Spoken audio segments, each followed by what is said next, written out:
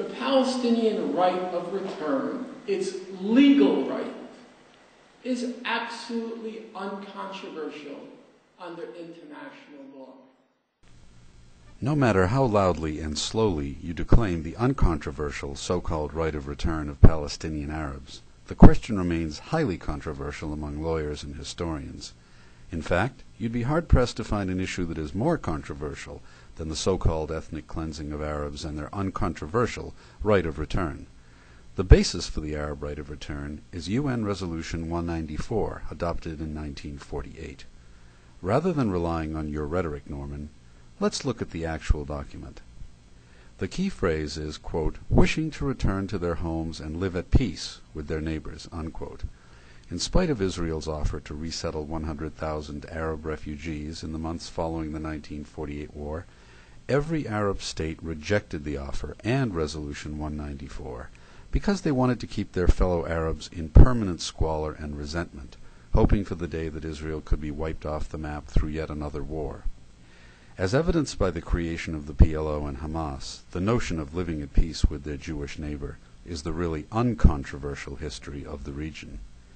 Resolution 194 refers not to Palestinian Arabs, but simply to refugees, meaning Arab and Jewish refugees. The idea of even mentioning the 800,000 Jews, without any doubt, ethnically cleansed from Egypt, Iraq, Libya, and the 19 other Arab countries where they had lived for nearly 3,000 years, is not part of your highly selective narrative, Norman. Is it? Nice try, but historical facts speak louder than your dramatic delivery. Now let's hear what Professor Finkelstein says about Israel and South Africa. Or let's take the current situation. The obvious analogy between what Israel is doing in the occupied territories is the apartheid regime in South Africa during the pre-Mandela years. Norman, you say that Israel is an apartheid state, and so does your mentor, Jimmy Carter. Apartheid was a system in South Africa under which a small minority of whites ruled over the larger black majority population. It subjected blacks to severe political, economic, and social discrimination and segregation. They couldn't be citizens, vote, participate in the government, or fraternize with whites or marry whites. Israel, on the other hand, is a democracy like the United States and gives equal rights, liberties, and protections to all its citizens.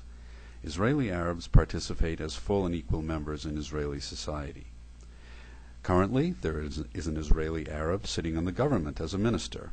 Another sits as a justice on the Supreme Court, and numerous Israeli Arabs sit in the Knesset or Parliament. While Israel, like all multi-ethnic democracies, struggles with the disadvantages that its minorities experience, its laws try to eradicate, not endorse discrimination. Israel never formally annexed the West Bank or Gaza, and the Palestinians are not Israeli citizens, and they don't want to be. Palestinians have their own government. It is ruled by Hamas. It's time to stop the Israel-South Africa apartheid propaganda comparisons. It just doesn't fit, Norman. This concludes Part 2 of Norman Finkelstein Deconstructed. Stay tuned for Part 3, in which we'll examine more of Professor Finkelstein's noted assertions on the Middle East conflict and his standing, or lack of such, in the academic world today.